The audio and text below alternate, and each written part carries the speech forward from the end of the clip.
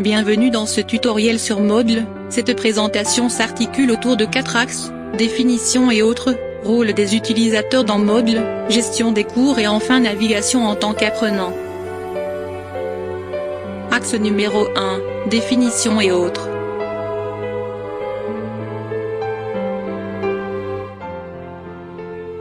Moodle est un acronyme du Modular Object Oriented Dynamic Learning Environment. C'est une plateforme ou environnement d'enseignement informatisé, LMS ou Learning Management System en anglais, qui permet la création, la gestion et le suivi des cours en adoptant une approche pédagogique du socioconstructivisme. L'objectif de ces LMS est de fournir un soutien à l'enseignement et à l'apprentissage en ligne. Il faut souligner aussi que c'est un logiciel libre, sous licence open source GPL, GNU Public Licence, pour qu'il se déplace d'un projet d'équipe à un projet de communauté. Moodle est dans votre langue. En effet, les capacités multilingues de Moodle garantissent qu'aucune barrière linguistique n'entrave l'apprentissage en ligne. La communauté Moodle a traduit Moodle dans plus de 100 langues, de sorte que ses utilisateurs peuvent l'utiliser dans leur langue et bénéficier de nombreuses ressources, d'assistance et de discussion de la communauté dans les diverses langues. Passons maintenant aux spécificités techniques de ce géant LMS. Moodle est qualifié, flexible et personnalisable. En effet, comme logiciel libre, Moodle peut être personnalisé à loisir et adapté sur mesure à vos besoins. Sa construction modulaire et son design interopérable permet aux développeurs de créer des plugins et d'intégrer des applications externes pour fournir des fonctionnalités spécifiques. Et par conséquent, il est compatible avec Unix, Linux, Windows, macOS, navigateur, Google Chrome, Mozilla Firefox, Apple Safari, Microsoft Internet Explorer. En ce qui concerne son interopérabilité, Moodle donne appui à l'intégration des contenus pédagogiques aux spécifications techniques, SCORM, AISC, et à l'agrégateur RSS. Jetons maintenant une vision sur la structure du Moodle. Comme vous voyez, chaque interface d'accueil se compose de 3 éléments: blocs, ressources et activités. Dans Moodle, la structure de base est organisée autour des cours. Ces cours sont essentiellement des pages ou des espaces sur Moodle, où les enseignants peuvent présenter leurs ressources et activités d'apprentissage aux étudiants. On trouve aussi des blocs latéraux, donnant accès aux différents outils et liens du cours, comme par exemple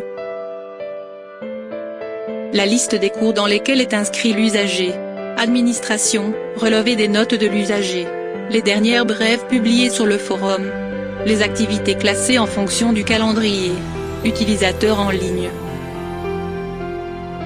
Les cours sont organisés en catégories: des cours de théorie d'apprentissage, animation multimédia, sémiologie.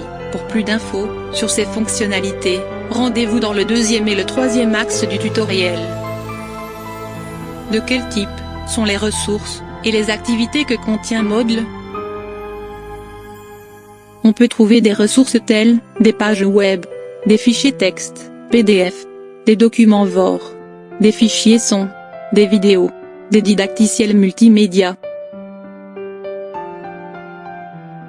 Pour les activités pédagogiques collaboratives ou individuelles, des quiz, des forums, des glossaires, des wikis, blogs et RSS.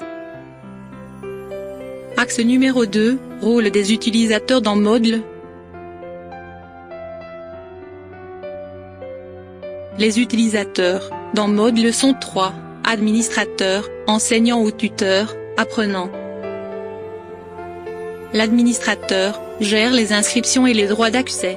L'enseignant crée des cours et propose des ressources et des activités aux apprenants.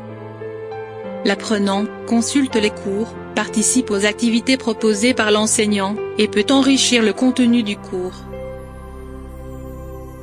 Axe numéro 3, découverte de l'interface. Nous allons vous présenter dans cet axe une vue d'ensemble des fonctionnalités des cours et des fonctions de base utilisées lors de la gestion d'un cours. après installation du logiciel en local, ou chez un hébergeur, nous partons du principe que l'administrateur de votre serveur a configuré Moodle, et vous a attribué un cours vide, pour vos premiers pas. Donc, il vous sera nécessaire d'être connecté, dans ce cours en tant qu'enseignant avec droit de modification, pour mettre en pratique la majeure partie des fonctionnalités. Pour créer un espace de cours, vous devez disposer du rôle du responsable attribué par un administrateur. Après, l'enseignant se connecte via un nom d'utilisateur et un mot de passe. Une fois la connexion est faite, un tableau de bord s'affiche. Et dans la partie centrale, ici, rien ne s'affiche, puisque nous n'avons pas encore un espace de cours. La première chose à faire est de cliquer sur le bouton intitulé « Cours ». Maintenant, en cliquant sur Ajouter un cours, et voilà, on n'a que de remplir les cases.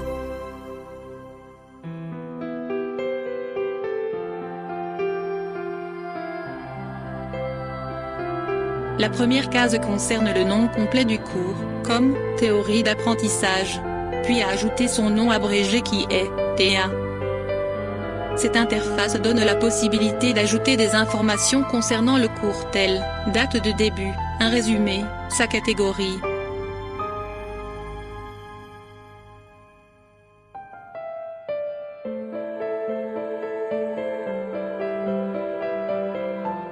Dans le format de cours, on précise qu'il sera hebdomadaire, thématique ou autre, aussi le nombre de sections.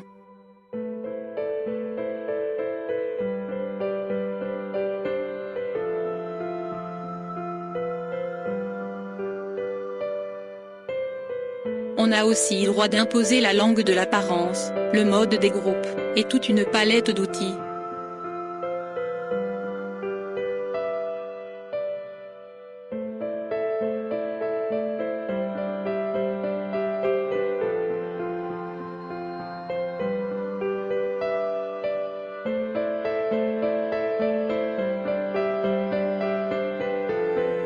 Et voilà, notre cours est créé avec 3 sections, mais il nous reste d'ajouter des activités et des ressources. Pour cela, il faut activer le mode édition, ici.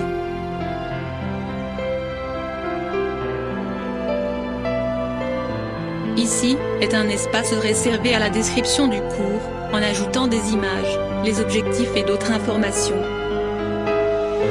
Pour ajouter des ressources et des activités pour chaque section, il suffit de cliquer sur le signe plus. Un menu s'affiche contenant les différentes activités et ressources à ajouter.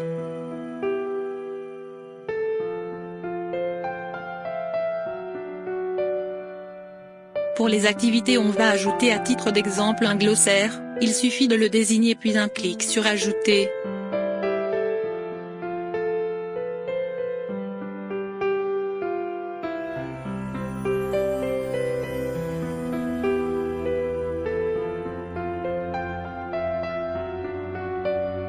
Dans un deuxième lieu, on fait nommer le glossaire, puis, autre description, enfin, un clic sur « Enregistrer ».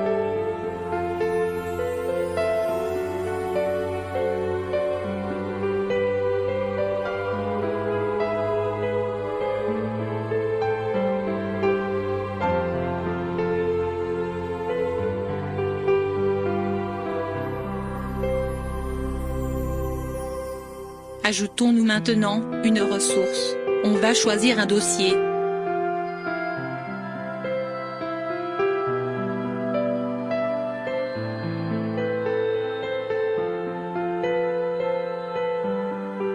On le nomme et on le décrit, puis, en ajoutant les sous-dossiers, enfin, enregistrer.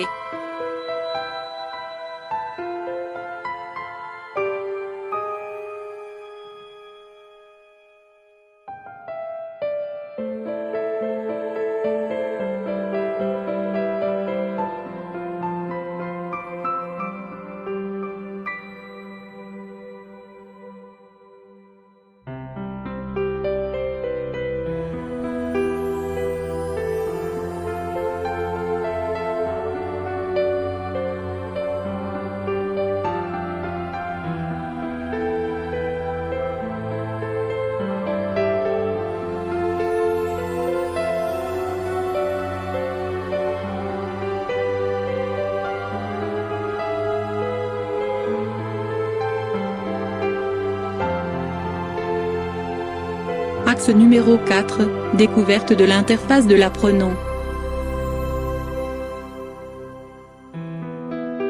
On va faire maintenant une découverte de l'interface d'un cours en ligne. Premièrement, on doit se connecter via le nom d'utilisateur et le mot de passe fourni par l'administrateur.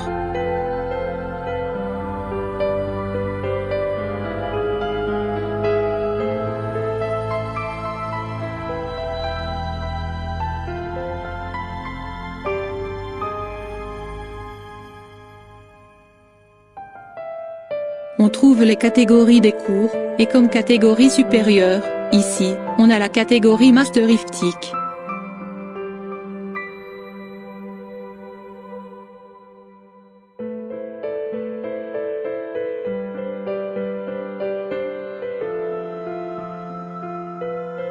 Aussi, une sous-catégorie, intitulée IFTIC 2015.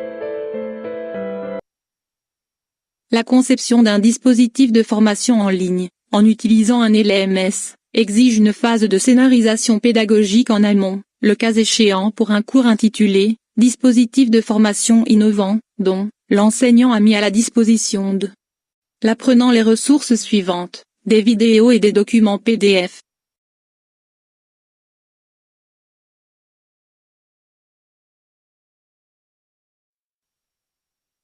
Pour les activités, on trouve des fichiers, du forum, wiki, et un espace de discussion synchrone.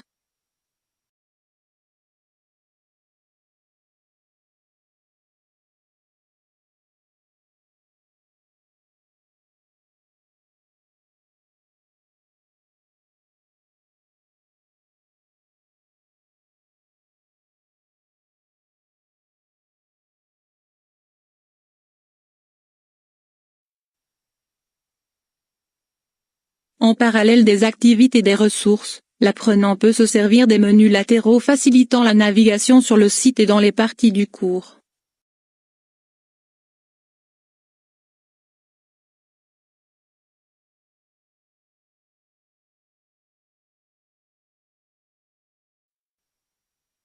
Et, merci pour votre attention.